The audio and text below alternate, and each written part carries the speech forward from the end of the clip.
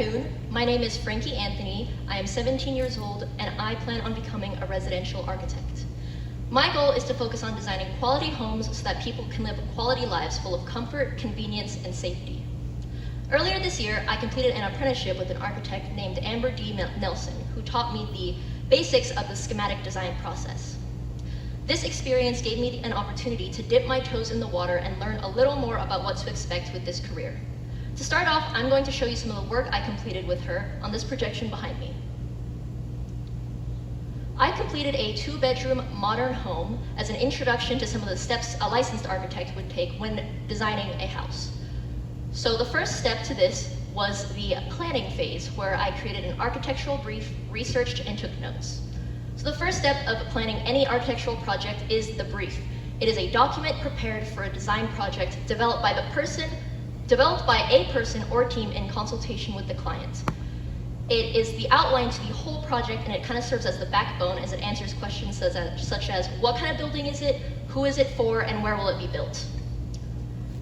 Then I moved on to create a site plan, and some of you might be familiar with what this is based off of making your own homes or designing them. This is a graphic depiction of all the existing and proposed elements of a site, and it includes things like trees, water, pathways, and the proposed or existing buildings on the property already.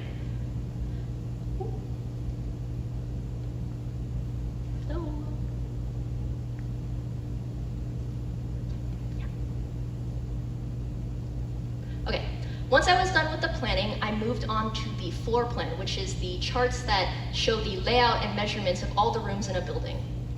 So with my first drafts, I mainly focused on the layout over the measurements, and I just sketched everything out in my sketchbook, and I paid attention to where all the rooms are belonging based off of how the person living in this house would feel in terms of comfort and convenience.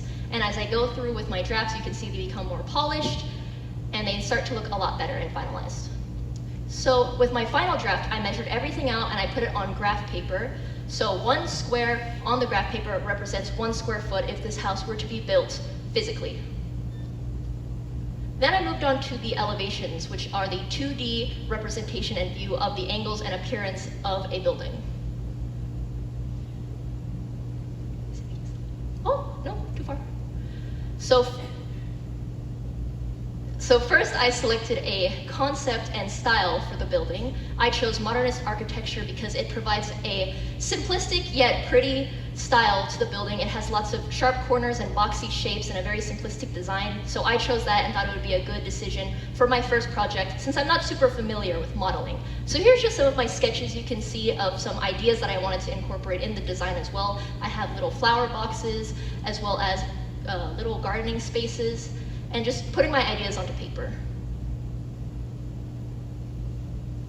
Then after that, I moved on to actually drawing the elevations, and those are similar to my floor plans in the sense that I was mainly focusing on the layout of how all the rooms would appear, as well as their design elements.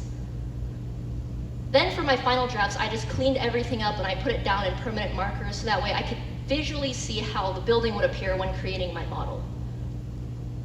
So then I moved on to creating the model, which is a 3D representation of the design project.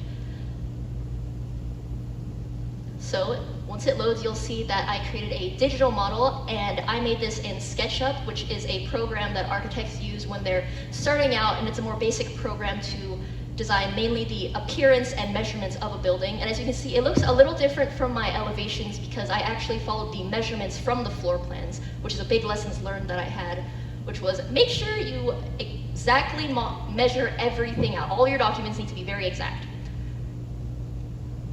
So once I was finished with all those things, I moved on to the rendering, which is the final step. And it is an art piece or visual that brings the project to life. And usually you'll see these made in 3D design softwares with lots of ray tracing, and it looks really pretty. But when I'm learning it, I'm learning from the basics, so I learned how to hand draw my rendering. Oh no, I skipped it. So this is my full rendering of the building in its natural environment once it's built out. This is how I imagine it would be. You can see those little red people at the bottom. I just drew those there to give some perspective to how large the building would feel if you were actually standing in front of it, so you could kind of tell if it's ginormous or if it's super tiny. So now that I've given you a brief glimpse into some of the design steps that I follow with my projects, I'm going to leave up this project that I'm currently working on, which is a single-bedroom craftsman-style home. I'm doing this solo with no apprenticeship because I want to further practice my skills in design and also learn from my mistakes in the previous project. So here's just a few of the documents I have so far. I'm going to leave this up as I continue on with my speech for you guys to look at, and I'd like to bring us back with a quote. An award-winning architect named Alejandro Aravena once said, "Architecture is about finding imaginative, creative solutions to improving people's quality of life." This quote is the inspiration of my goal and purpose, because I believe the best place to start when improving someone's lives is in the most important space, home. I want to be a residential architect so I can contribute to creating the best possible living conditions for people everywhere. My passion for this stems from personal experience when living in homes that lacked long-standing stability and long-lasting quality. They looked nice on the outside, but many problems in design plagued the inside. It felt as if whoever made it was just trying to get it done. Our home is supposed to be our sanctuary. It's where we go to eat, sleep, rest, and enjoy time to ourselves and our families. It's where we go to recharge when we have a bad day because we know that it's safe. The main goal of an architect is to ensure maximum quality of a building.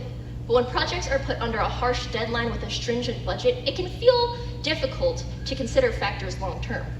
Now, I understand that limited funds and time can make it difficult to produce a product of long-standing quality, but that is no excuse to sacrifice comfort in a place where people and families build lifelong memories. A careless view towards the world's most important place is unacceptable. My dad always tells me, if you're gonna do something, do it right. And that's the exact mindset that I want to bring to the industry. I want to share excellence with the world and up-level the roster for homes. My goal is to produce enduring homes for many generations of families to appreciate years down the road, a place to create bonds and memories, not something that is just bought and sold. I want to make safe, comfortable spaces for people to live, as well as bring those same opportunities to people who are less fortunate. Because being creative isn't just about making a pretty picture on a computer screen. It's about creating opportunities for others and helping those in need. Along with improving home design altogether, I also want to improve smaller homes as well. In regards to the quote I used earlier, Alejandro Aravena spoke those wise words in reference to a problem with the quality of living spaces for lower income homes. He is one of my biggest inspirations for my journey as we share a goal to up-level homes for those who are less fortunate. Just because someone can't afford a giant, extravagant house doesn't mean they have to live in an unsafe environment. I can overcome these challenges because of my love for designing homes and a passion for cultivating high-quality work to help the world. Unlocking my passion for architecture has driven me to graduate early this year so I can start my journey as soon as possible. Now that I have completed 2 years worth of high school credits in just one, I will apply to Texas A&M College to achieve my Master's of Architecture degree. After I graduate from there, I will work at firms in the Houston area until I can take the architecture registration examination and earn my architecture license. I'm asking for 2 things. First, connections to earn internships that can open avenues where I may add value and receive hands-on experience in the field of architecture. And second, it would greatly benefit my journey to purchase licenses for industry standard design software such as AutoCAD, Rhino 3D, and Revit. Along with that, a powerful portable laptop that I can bring to college. That way I can get a head start on learning those programs. I want to use my skills in design and problem solving to better the world around me, beyond just making a pretty picture. My goal is to change how homes are made and put an end to the lack of sustainability and lack of sustainability and comfort. In the near future, I will start my own architecture firm to design efficient homes with thorough planning and communication between clients and contractors. I will focus on complete consideration of sustainability and comfort, not just appeasing the eyes with a shallow first glance. Along with this, I'm determined to bring these same amenities to people with lower incomes and smaller houses. No matter the size of the home, my main focus will always be quality over quantity. To ensure the success of my work, I will deeply listen to the desires of my clients through feedback and suggestion. Getting to know who they are and understanding how they live their lives will help me design the project best fitting their needs. On top of everything, I will invest maximum effort into thoroughness instead of just getting it done for a deadline. In return for the opportunities I am given, I promise to never stop learning by excelling in my projects. I will continue to create designs for my portfolio and apply to college by the end of this summer to start my journey as soon as possible. I promise to return the generosity I receive by extending the opportunity of apprenticeships to anyone willing to learn, just as my mentors were willing to help me. I still have a lot to learn, but the journey ahead excites me nonetheless. I'm determined to conquer every obstacle to change the world, no matter how difficult my path becomes. I will always persevere and never back down from a challenge. Thank you.